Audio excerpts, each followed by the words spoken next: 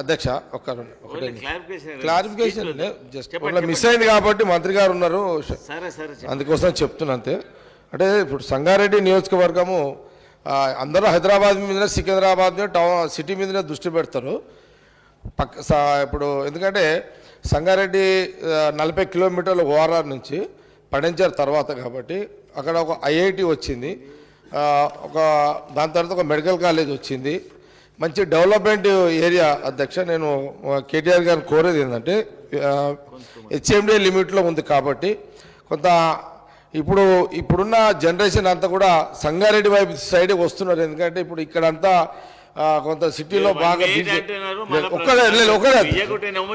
Speech కాదు అధ్యక్ష, speech కాదు, మళ్ళీ ఈ సమయం దొరకదు కాబట్టి చెప్తున్నా అధ్యక్ష. రెండే మాటలు అధ్యక్ష, ప్లీజ్. కాబట్టి నేను మంత్రి గారిని దృష్టికి తీసుకెళ్తాను వారికి రిప్రజెంటేషన్ కూడా ఇస్తాను. మా దగ్గర అంటే కొంత డెవలప్మెంట్ చేయాలని నాలుగు అంశాలు అధ్యక్ష. ఒకటి, మా దగ్గర వైకుంఠపురం అని దేవాలయం, వెంకటేశ్వర దేవాలయం దాదాపు ఒక 20 కోట్లతో డెవలప్ చేసినాం. ఇంకా డెవలప్ చేయడానికి నిధులు కావాలి. చాలామంది అంటే హైదరాబాద్ సరౌండింగ్ అంతా కూడా ఆ వైకుంఠపురం దేవాలయానికి వస్తున్నారు, వెంకటేశ్వర దేవాలయానికి. అట్లాగే కైలాస పర్వతం అని శివుని యొక్క దేవాలయం డెవలప్ చేస్తున్నాం అక్కడ, దానికి కూడా హెచ్ఎండి పరిధిలో కాబట్టి దానికి ఫండ్స్ ఇవ్వాలని. అట్లే ఫతేఖాన్ దర్గా అని, సిఎస్ఐ చర్చ్ అని, ఈ 4టికి కొంత ఫండ్స్ కేటాయిస్తే కొంత ఇక్కడ హైదరాబాద్ వచ్చే వాళ్ళకు కూడా అది టూరిజంలో కూడా బాగా డెవలప్ అవుతుందని. అన్నిటికంటే అధ్యక్ష, ఇప్పుడు ఈ మెట్రో ట్రైన్ అనేది నేను మొదటి నుంచి అడుగుతున్నా మంత్రి గారిని. విషయం అర్థమైంది, చెప్తా సార్. విషయం అర్థమైంది, చెప్తాను సార్. ఇది 1 minute ఇది స్పీకర్ సార్.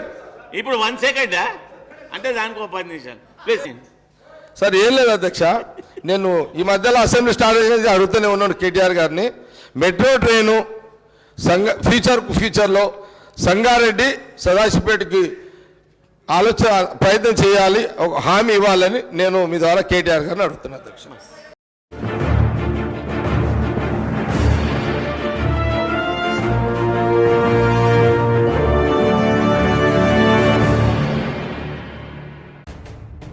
एचएन न्यूज के यूट्यूब चैनल को सब्सक्राइब करें और बेल आइकन को दबाना ना भूलें ताकि आपको हर नई आने वाली वीडियो का नोटिफिकेशन बर वक्त मिल सके।